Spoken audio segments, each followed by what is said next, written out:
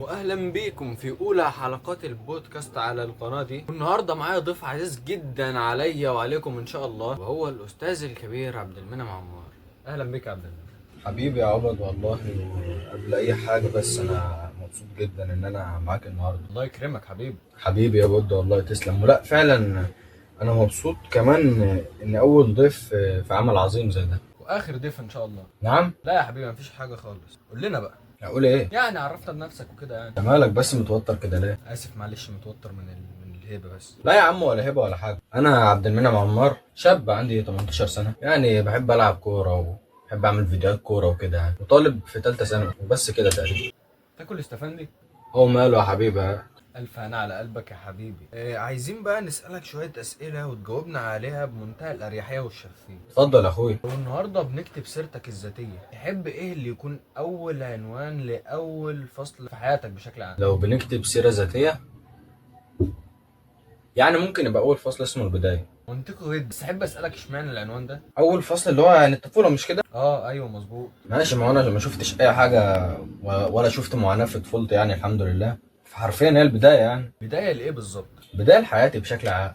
كويس أوي، نخش في السؤال اللي بعده؟ يلا بينا يا عم. إيه هي أكتر حاجة الناس فاهمها عنك غلط ونفسك توضحها دلوقتي؟ بص، هو انا عامه ما اعرفش كل واحد شايفني ازاي. في اللي شايفني هادي وطيب، وفي اللي شايفني شخص مش سالك، وفي اللي بيستريح له وفي اللي ما بيستريحليش، فما اعرفش بامانه. يعني ما تقدرش تقول لنا أنت شايف معظم الناس رأيها فيك إيه؟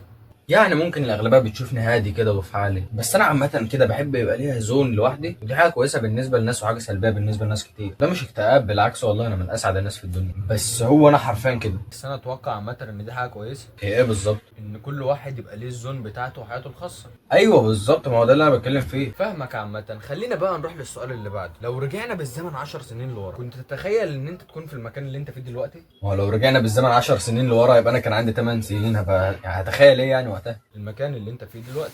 المكان اللي انا فيه دلوقتي. هو انت جايب الاسئله دي منين؟ من جوجل جيميناي. جوجل جيميناي بقى وكده. قصدك مكان ايه بالظبط؟ يعني الشقه اللي انا فيها مثلا؟ لا يا عم شقه ايه، اقصد مكانتك الاجتماعيه، حياتك كده يعني. يا عم ما انا طالب ثالثه ثانوي دلوقتي، هتخيل ايه يعني وقتها وانا عندي 8 سنين؟ اكيد هتخيل ان انا لما عندي 18 سنه يا اما ميت يا اما طالب ثالثه ثانوي. طب ماشي يا عم، خلينا نخش في اللي بعده. اتفضل يا عم. ايه هو القرار اللي في وقته حسيت ان هو صح وبعد كده اكتشفت ان هو غلط؟ الصراحه اني قاعد معاك دلوقتي. ليه كده يا عم؟ ده انت زي اخويا الصغير برضه. يا عم انت هتصاحبني؟ ده شكل الزبون بيتعصب بسرعة. طب خلينا نخش في اللي بعده. ايه هو المبدأ اللي مستحيل تتنازل عنه مهما كان المقابل؟ يابا انا عمري ما اتنازل عن مبدأ من مبادئي بشكل عام. حلوة منك دي، ماشي يا عم. دلوقتي لو معاك مبلغ مالي ضخم ومش هتصرفه على نفسك، هتصرفه على ايه؟ مالكش دعوه. ايه ده؟